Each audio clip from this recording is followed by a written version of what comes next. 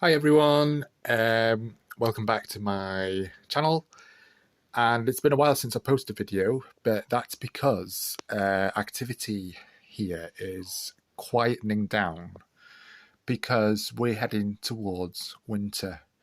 And Mr. Jinx, I haven't seen him for, well, it's coming up to almost 2 weeks now. He's going through, well, he's preparing for brumation. So he's barricaded himself into one of his warm hides there.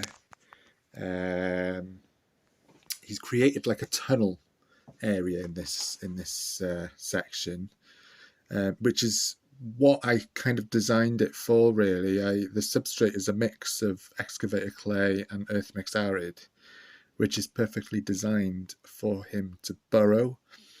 And before he moved into here, he was in his quarantine setup, which wouldn't allow him to burrow because obviously the substrate, very simple, just paper towels when he was in quarantine.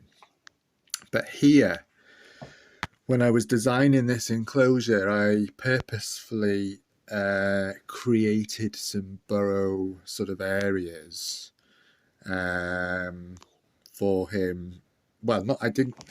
I placed his hides underneath the substrate. I kind of buried his hides that he was using in quarantine underneath the substrate here. And then he has since built his own burrow, which connects that hide there that you can just see to the hide which is below this sort of log thing here. But you can't really see the entrance to it because he's actually dug so much, he's actually covered the whole entrance of it. But I mean, he can get out of there if he wanted to, like in the night, say, to go for a drink or something. But this is a natural behaviour. At first I was a little bit worried. I thought, you know, what's happened, where's he gone? But after reading up, it's completely normal behaviour.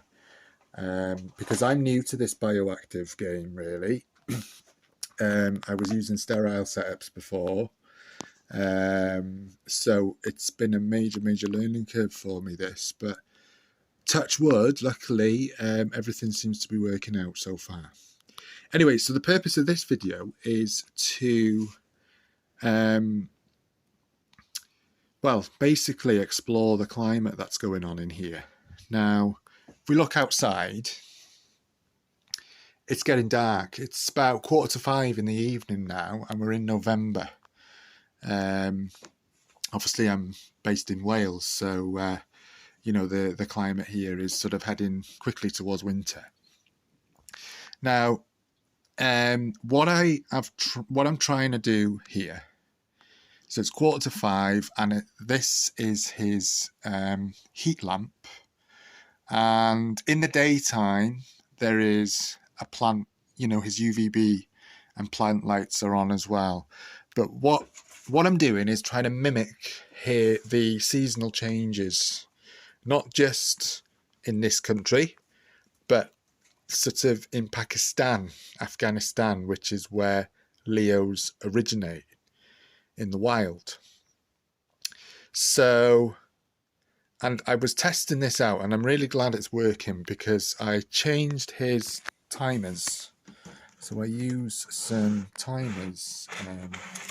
Yeah, there's one there, you can just see, that I just bought from B&Q. Digital timers where the heat sources and light sources are connected to. So in the summer, the heat source was on for 14 hours a day, and the light sources would be on for 12 hours, and they'd be controlled by the timer. Obviously the heat source is connected to the thermostat, which is just there. Can't really see it well because obviously it's getting dark. But the idea with this system is to mimic his natural environment. So the temps in there now are still pretty, because it's not long since the main light switched off. So the temperatures can't really see it well. I'll just whack the main light on. So temps in there are still high 20s. That's on his warm zone. Then if we switch over to the cool zone, it's 20 degrees just above. And then at night, that'll dip to about 18 degrees in the cool zone. And the warm zone will probably get to about mid 20, sort of, 23, 24. Humidity at the moment is 52. That has varied. Like first thing this morning, it was about 70, 75. But that's completely normal because the humidity does spike in the night. So that's not a major worry there. But anyway, just turn this light off again. So yeah, so I'm just trying to mimic his natural environment. So winter time, the daylight hours and sunlight hours. So that's his like sun there. I have steadily reduced to mimic the climate. Yeah, we're heading towards winter now. He's preparing for brumation. They slow down, they eat less, they're far less active. So, like I say, obviously I'm not here 24/7, but I mean, in the summertime, when he's most active, I usually see him every day for exploring around or feeding or whatever. But lately, for the last sort of 10 days, really, I've not seen him at all. And there's not even been any sign of him digging out of there. He may well have crawled out of there during the night to maybe grab some food or a bit of water. But he is preparing for brumation, which is a completely normal process for leopard geckos, and I find fascinating. Leopard geckos are very intelligent little species. They can sense temperature changes, climatic changes, way before us humans can. So I noticed this fella slowing down from sort of late September. And he'd disappear for a couple of days, then he'd come out again. I'd be like, okay, so he's fine. And then when he started burrowing and digging, I thought I'd lost him forever, and I was looking everywhere in the enclosure. But no, he was actually burrowing and hiding away, which is just completely normal. So yeah, and their metabolisms, they don't completely shut down, but they just go into a state of, well, I suppose I call it Zen, where they just sleep for most of the time, or during the cooler months, and then so I'll reduce these the daylight hours of this lighting setup and heating setup again as we move towards December. So there's about 8.5 hours of light and heat in there a day now. Then in another couple of weeks' time, I'll reduce it slightly again.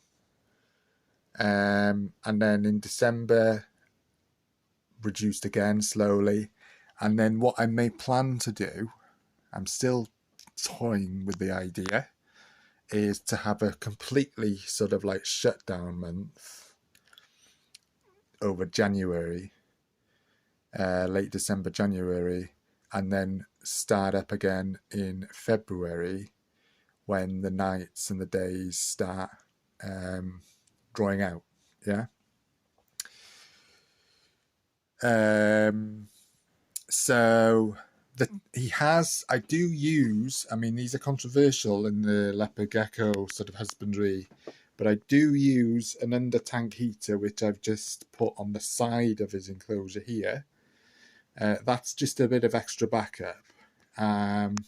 So he is getting warmth, and the house doesn't tend to drop to much below 20 degrees. So, you know, it's never going to get too cold in there. And, you know, living in the UK, our climate is mild and temperate. So, you know, he'll be okay. I'm sure he'll be okay. He's a tough little guy. But yeah, this is going to be an experiment. It's his first brumation, and it's my first sort of lizard in a bioactive brumating, going through all the seasonal sort of changes. When I was using sterile setups with my previous geckos, I just kept it on the same sort of setup all the way through the year, and then they'd slow down a bit during this time of year.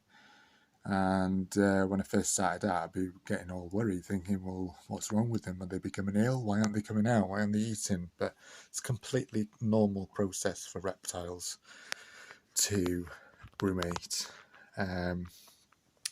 So yeah,